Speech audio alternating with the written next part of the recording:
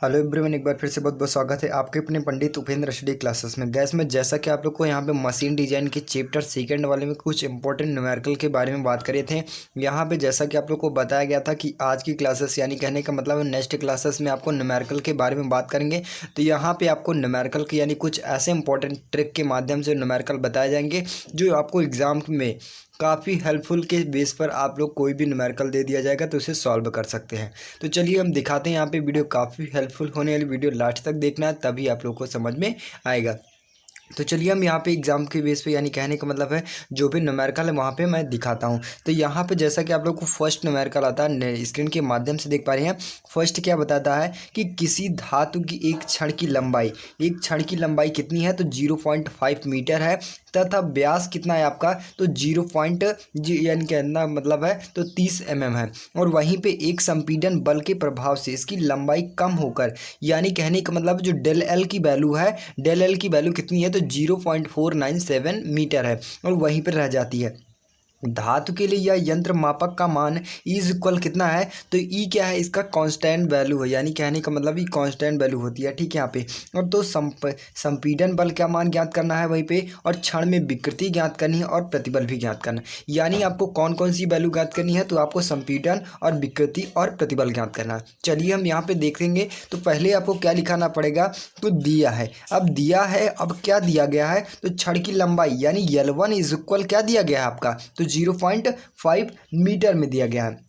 ठीक है। यहाँ पे क्या है आपका मीटर में है और ये एमएम में है। और यहाँ पे जो बढ़ने वाली लंबाई है यानी कहने का मतलब है डेल एल की वैल्यू कितनी दी गई है, तो आपको मीटर में बदली गई है। तो यहाँ पे जो इसका व्यास है, अब व्यास कितना दिया गया है, यानी डी इक्वल कितना दिया गया है, तो 30 एम दिया गया है। अब एम को किस में बदलेंगे, मीटर में बदलेंगे। तो 1 एम में कितना होता है, 1000। तो वहीं पर आपका कितना हो जाएगा, तो इसको 1000 से भाग करेंगे तो 0.03 आ जाएगा। ठीक, यानी कहने का मतलब है डी इक्वल कितना आ गया, तो 0.03 आ गया यानी डी की वैल्यू। अब हम यहाँ पे निकालेंगे तो L2 की वैल्यू यानी कहने का मतलब है जो L2 यानी प्रारंभिक लंबाई से कुछ बड़ी।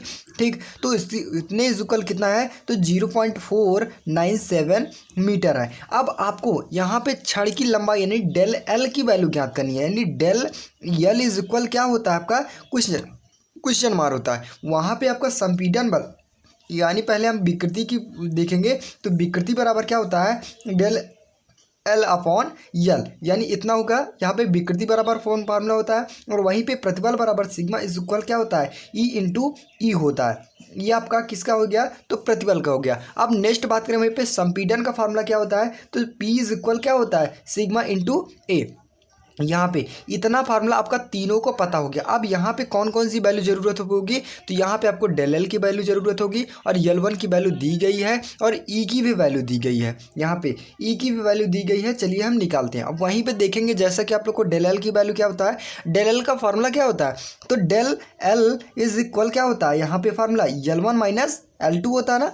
जो प्रारंभिक लंबाई होती है और जो बड़ी वाली लंबाई होती है वही तो निकाला जाता है। अब यहाँ पे पहली वाली लंबाई कितनी दी गई है, तो 0.5 मीटर माइनस 0.497 मीटर। अब इसे हम घटा लेंगे और घटाने के बाद कितना आएगा, जो वैल्यू आपकी आएगी तो कुछ इतना 0.03 मीटर आ गया। ठीक, यहाँ पे आपको डेल एल की वैल्यू यानी डेल एल की वैल्यू निकल गई।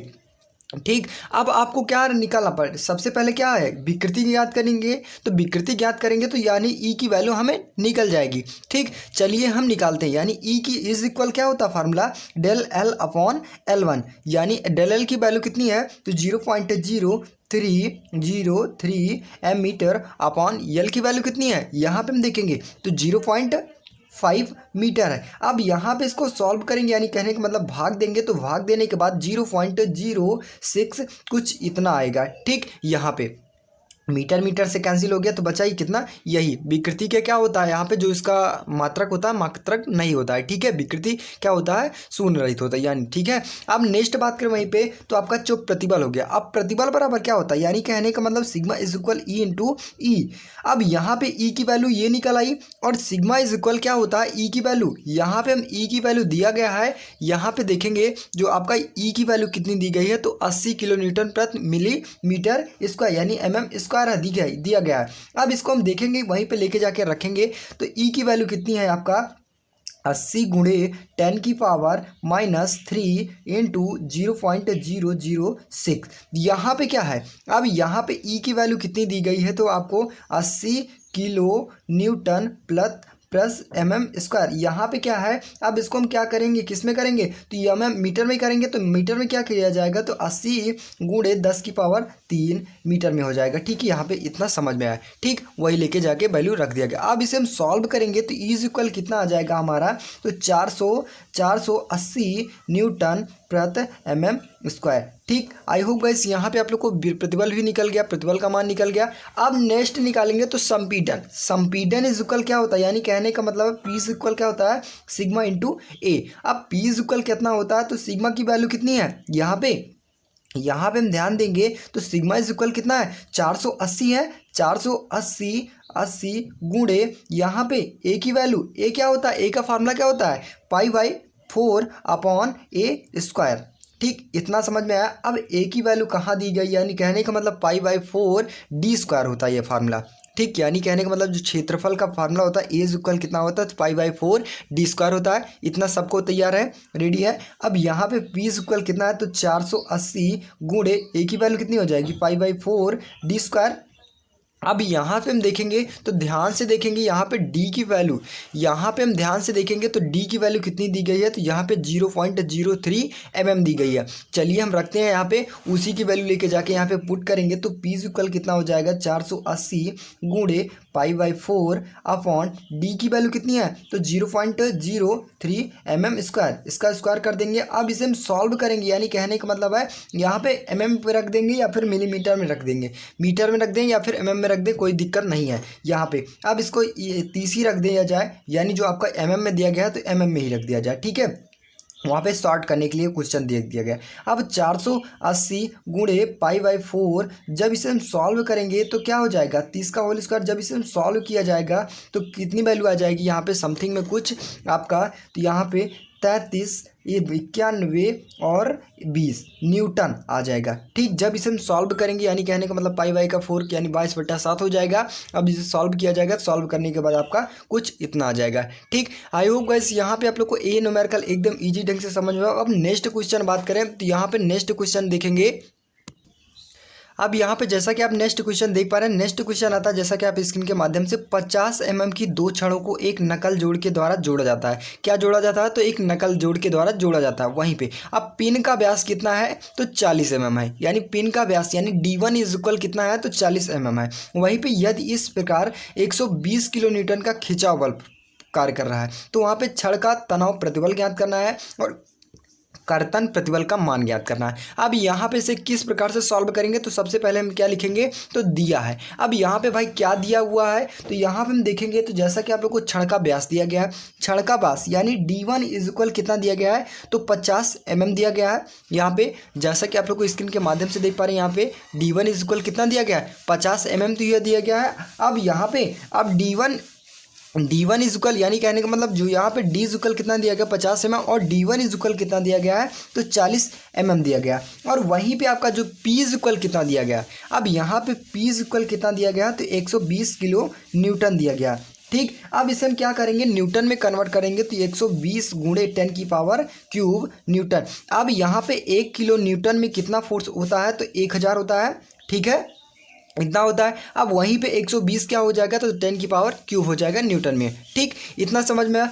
अब यहाँ पे आपको जो तनाव प्रतिबल का फार्मूला क्या होता है, यहाँ पे हम देखेंगे तो P इज इक्वल क्या होता है, तनाव प्रतिबल इज इक्वल क्या होता है, P is equal sigma 1 is equal A, छड़ का प्रभावी क्षेत्रफल। इतना ही तो होता है यहाँ पे। अब यहाँ पे क्या है, अब इसका फार्मूला के बेस पे रखा जाएगा, तो यहाँ पे आपको P इज इक्वल क्या हो जाएगा, P is equal sigma into π/4d² हो जाएगा। ठीक, इतना क्लियर हुआ। अब इतना क्लियर होने के बाद यहाँ पे P इज इक्वल कितना दिया गया है, इतनी वैल्यू दी गई है। अब वहाँ पे D इज इक्वल कितना दिया गया, तो 50 mm दिया गया है। अब लेके जाके हम पुट करेंगे तो 120 गुणे 10⁻³ हो जाएगा सिग्मा इंटू π/4। ठीक, D की वैल्यू कितनी है, 50 का स्क्वायर। इतना हुआ क्लियर। अब क्लियर करने के बाद जब इसे सॉल्व किया जाएगा, यानी कहने का मतलब है इसको इधर रहने दीजिए, पहले क्या करेंगे, इसको उधर भेज देंगे। अब यहाँ पे 120 गुणे 10⁻³ हो जाएगा इज इक्वल क्या है, अब यहाँ पे इसके हम सॉल्व करेंगे यानी 50 का वर्ग करेंगे, तो यानी कहने का मतलब है, तो यहाँ पे जब सॉल्व किया जाएगा तो क्या किया जाएगा, यहाँ पे इंटू 4 हो जाएगा, ठीक, is equal sigma 1 is equal 5 pi into 50 का होल स्क्वायर। अब यहाँ पे क्या किया जाएगा, इसको क्या कर देंगे, इसे भाग में कर देंगे, तो 120 गुणे 10 की power cube into 4 upon pi by 50 का पावर स्क्वायर। अब यहाँ पे सिग्मा, अब इसे हम जब सॉल्व करेंगे तो इसके इतने इक्वल क्या होता है आपका, यानी इतने इक्वल कितना आएगा, तो 61.146 न्यूटन प्लस mm स्क्वायर। ठीक, यहाँ पे इतना जब सॉल्व किया जाएगा तो इसमें इक्वल कितना आएगा, तो आपका यहाँ पे आएगा। अब वहीं पे कर्तन प्रतिबल का फार्मूला क्या होता है, तो कर्तन प्रतिबल का फार्मूला क्या होता है यहाँ पे हम देखेंगे 1 मिनट के लिए।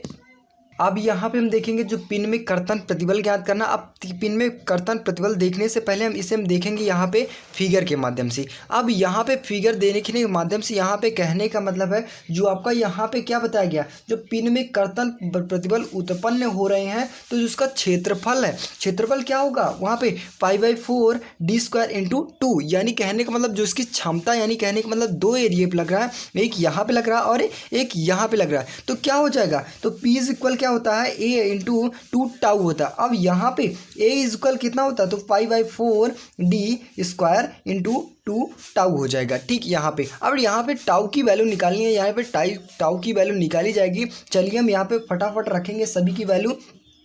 तो 120 गुणे 10 की पावर कितना है, यहाँ पे 10 की पावर 3 है, इज इक्वल π/4 इंटू डी की वैल्यू कितनी हो जाएगी, तो यहाँ पे 40 हो जाएगी। क्यों, यहाँ पे फर्स्ट वाली की वैल्यू कितनी दी गई है 50 और d1 की वैल्यू कितनी दी गई है, तो यहाँ पे ये दी गई है, यहाँ पे इसकी डाय कितनी दी गई है, तो 40 mm दी गई है, और यहाँ से यहाँ तक की डाय कितनी दी गई है, तो 50 mm दी गई है। ठीक है, इतना क्लियर हुआ।